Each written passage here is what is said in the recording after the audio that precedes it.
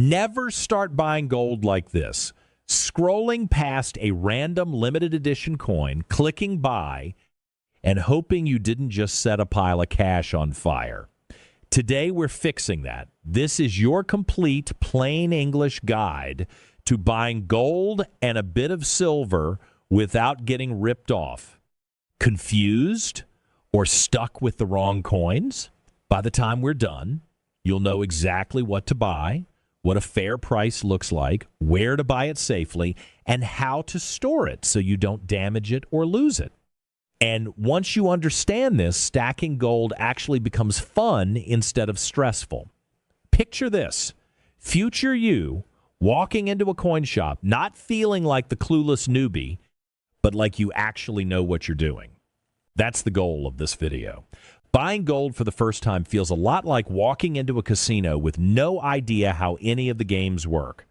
There are eagles, buffaloes, maples, bars, spot price, premiums, and everybody online sounds 100% sure their way is the only smart way. That's how beginners end up overpaying for collectible coins, buying the wrong sizes, or trusting sellers who don't deserve it. We're not doing that. In this video, we're going to walk through a simple step-by-step path so you can build a solid gold stack and skip the expensive lessons. Here's how we're going to do it. First, we'll talk about what type of gold you should actually buy as a beginner and why the boring coins are usually the smartest move. Then, we'll break down pricing in normal language, spot price, premiums, and what's reasonable versus ridiculous.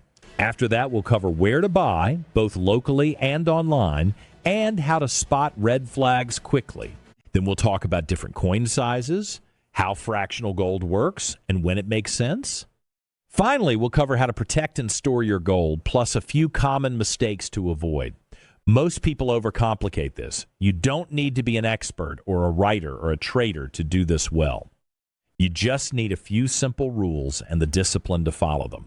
Let's start with the big question. What do you actually buy? If you're new, the safest and simplest answer is this. Stick to the most popular government-backed bullion coins in your own country. Not rare coins, not special edition proofs, not colorized collectibles. Just solid, common bullion in the United States. That basically means two main coins, the American Gold Eagle and the American Gold Buffalo. These are both official U.S. mint bullion coins designed for investors. That means you're paying mainly for the gold content plus a normal premium, not some huge collector markup. The American Gold Eagle is the workhorse. It's the most popular gold coin in the U.S., and one of the most widely traded coins in the world. The 1-ounce version contains 1 full ounce of gold, even though the coin itself is 22 karat. That means it's about 91.67% gold, with the rest a mix of silver and copper. Those extra metals are just there to harden the coin so it holds up better to handling and wear. Here's the part most beginners miss. You are not getting less gold just because it's 22 karat. The coin literally has 1 ounce fine gold stamped on it. That's the amount of gold you're paying for. Then you have the American Gold Buffalo. Same basic idea. 1 full ounce of gold backed by the U.S. government with a face value of $50. But this one is 24 karat 9999 fine. It has that deep yellow, rich look that most people picture when they think of pure gold. Sounds like an easy win, right? Pure gold, better color. What's not to like? Here's the catch. Pure gold is soft. Buffaloes can scratch, ding, and pick up marks very easily. So if you buy buffaloes, you need to keep them in capsules and be careful how you handle them. This is not the coin you dump in a junk drawer or let your nephew check out. So if you live in the United States and you're going to buy one ounce gold coin, either a gold eagle or a gold buffalo is a fantastic choice. My default recommendation for a brand new buyer is the gold eagle because it's tough, insanely recognizable, and easy to sell anywhere in the country. If you love the look of pure gold and you're willing to baby the coin a bit more, the Buffalo is a great upgrade. Right now you might be thinking, okay, Eagle or Buffalo, which one is actually better? The truth is, both are great. The real mistake is not choosing between those two. It's skipping them entirely for some weird illiquid coin just because it looks cool or has a flashy name. Now, maybe you're not in the U.S. or you just want something different. Outside the U.S., other popular government bullion coins include the Canadian Maple Leaf, the South African Krugerrand, the Austrian Philharmonic, the British Britannia, the Australian Kangaroo, and the Chinese Panda. Each of these is widely recognized, backed by a major mint, and has the gold weight clearly marked. At this point, you might be thinking, why not just get a bar instead? Isn't that cheaper? Bars are definitely an option. You'll see names like PAMP, Valcambi, Perth Mint, and Royal Canadian Mint. They can sometimes have slightly better pricing per ounce. But here's the thing most beginners don't realize. Coins are usually easier to sell, easier to recognize, and harder to fake convincingly. For your first few purchases, coins keep your life simple. You can always branch out into bars later. Quick checklist so far: government-backed bullion, 1 ounce, common design, and a mint people actually know. If you're ticking those boxes, you're already doing better than most first-time buyers. Now let's talk about the part that actually hits your wallet. What this stuff should cost. When you see a price on a gold coin, you're really looking at 3 layers stacked together. The spot price, the premium, and maybe sales tax, depending on where you live. The spot price is just the live market price of raw gold right now. It moves all day long. Think of it as the base metal price before anyone does anything with it. You can check it in seconds on any gold chart. Then you have the premium. This is the extra amount you pay on top of spot. It covers the minting, packaging, shipping, and the dealer's profit. For common 1 ounce bullion coins like Eagles, Buffaloes, and Maples, a normal retail premium is usually somewhere around 80 to 150 above spot, depending on demand and market craziness. So if spot is around 4,600, seeing a price roughly in the neighborhood of 4,715 for a 1 ounce common coin is pretty normal. Here's where people get into trouble. You'll see coins with much higher premiums, fancy proofs, colorized designs, limited edition runs. Dealers love selling those to new buyers because the margins are huge. If you're just trying to build a stack of gold, avoid those on your first purchases. That extra premium might never come back when you sell. Let's say you see a gold Buffalo at about one price and a Canadian Maple Leaf a bit cheaper, even though both are 1 ounce of pure gold. That difference is mostly about popularity in your region, in the U.S. Buffaloes and Eagles are king, so they often carry slightly higher premiums, and you'll usually get a bit more back for them when you sell here than you would for a Maple. The key thing to notice is not the exact number, but whether the premium is reasonable or insane. When it's time to sell, here's what most people find. Common bullion coins usually sell for something close to spot, maybe a little over, especially if they're popular coins in good condition. You're probably not getting all of your original premium back. That's not a ripoff. That's just how this market works. Your long-term gains usually come from the spot price moving over time, not from flipping coins like sneakers. If that makes you a little nervous, remember this: the spot price of gold bounces around, but over the long term, it has a track record of holding value and trending upward. You're not day trading. You're building a long-term store of value. Stick to common bullion and sane premiums, and you're playing the same game as serious, experienced buyers. At this point, you might be thinking, okay, but where do I actually buy this stuff? I'll tell you at the end of this video. For now, let's answer another big question people have. Do I really need to buy a full ounce every time? The short answer is no. Most bullion coins come in several sizes: 1 ounce, half ounce, quarter ounce, and 1/10 ounce. The spot value scales with the size. A 1/10 ounce coin is worth around 1/10 of the spot price. But here's the catch nobody talks about when they hype fractional gold.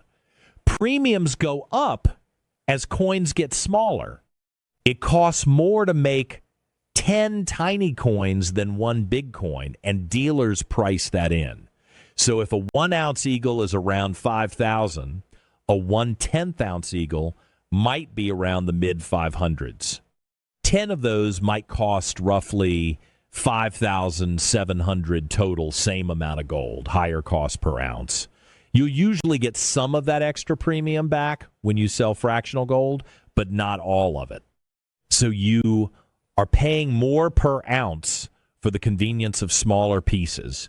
So why would anyone do that? Because real life budgets exist. Dropping the cost of a full ounce at once is a lot. Dropping about a quarter of that on a quarter ounce coin is much easier to swallow. Fractional coins are also nice if you want flexibility later. Easier to sell 1/4 ounce than your whole ounce if you need just a bit of cash. In the U.S., one important detail: only the American Gold Eagle has regular fractional versions. You'll find half, quarter, and 10th ounce eagles every year. The Buffalo had fractional runs in 2008, but those are limited and usually carry higher premiums. If you want 24-karat fractional coins, you'd look at things like fractional maples or Philharmonics instead. If the goal is the lowest cost per ounce, the 1 ounce coin is usually your best friend. If the goal is to get started without stressing your bank account, fractional gold is perfectly fine. Just understand you're paying extra for that flexibility. Now let's deal with something that sounds boring but can save you a lot of money: how you store your gold. Most people think storage doesn't matter until it does. One scratched pure gold coin or one badly chosen hiding spot, and suddenly this part feels important very fast. When your coins show up, they'll often arrive in basic plastic flips or tubes from the seller. Those are okay for shipping, but they're not ideal long term, especially for soft, pure gold coins or for silver that can tone or pick up marks. For 24-karat coins like Buffaloes, Maples, and Philharmonics, hard, clear capsules are the way to go. They keep fingers off the coin, prevent scratches, and make it easy to handle and show without damage. You can buy capsules at local coin shops, from online dealers, or from general online stores. Just make sure you get the right size.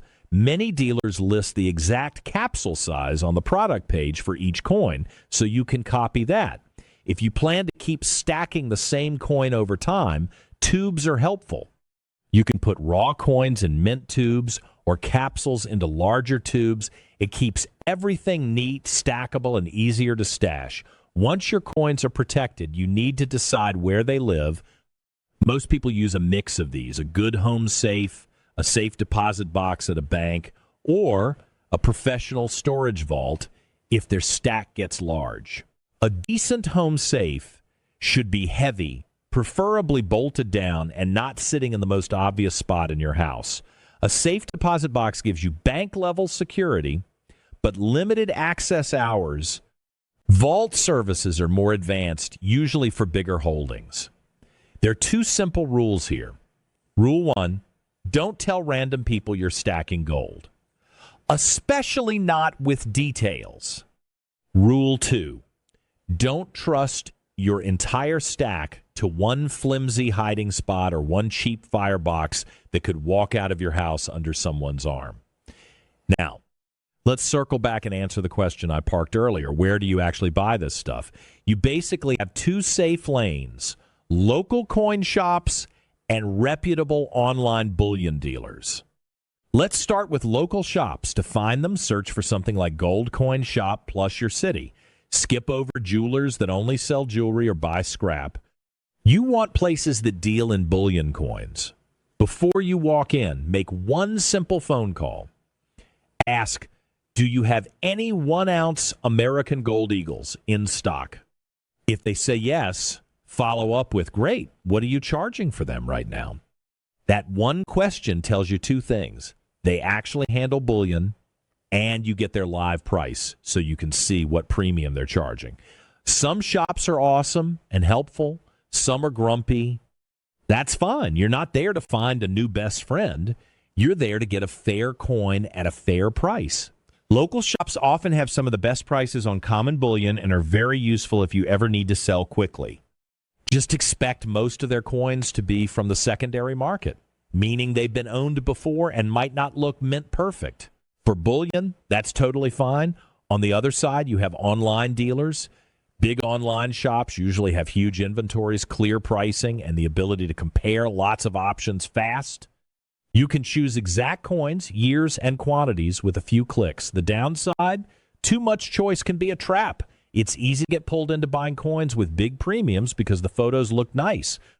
Also, online dealers usually charge higher prices if you pay with a card and lower prices if you pay by bank transfer, ACH, or check. So sometimes super convenient quietly cost you more. If you're new, the safest approach is simple. Go straight to known dealers' websites, not random sellers on marketplaces you've never heard of. Look for clear photos, clear descriptions, and clear pricing. Then stick to exactly what we've been talking about. Common bullion coins from major mints at reasonable premiums. A smart move is to check both sides before you buy. Call your local shop for a price, then check one or two big online dealers for the exact same coin. If the local shop is cheaper, go local. If online is meaningfully cheaper, even with shipping, go online. Once you've done that, you're not guessing you didn't wildly overpay. Let's pull this together in a quick, simple game plan you can actually use. If you're brand new, here's a clean first move. Pick one common 1-ounce coin that's popular where you live. For example, an American Gold Eagle in the U.S. Check the spot price so you know the base number. Call a local coin shop and ask if they have that coin and what they're charging.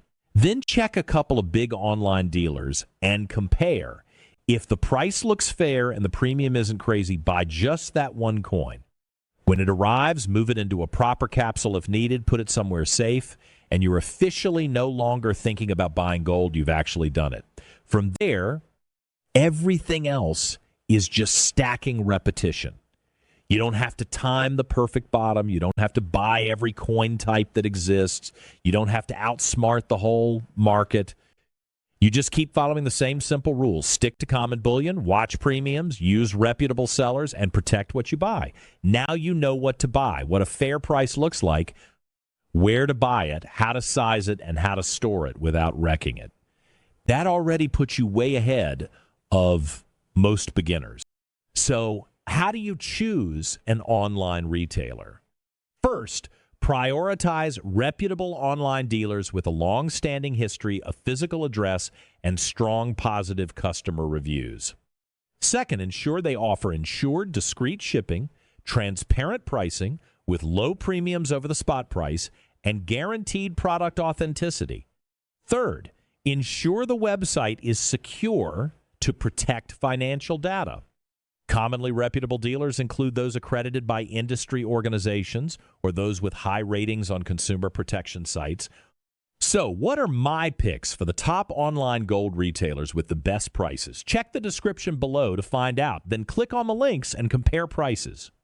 It's just one way you can help support this channel.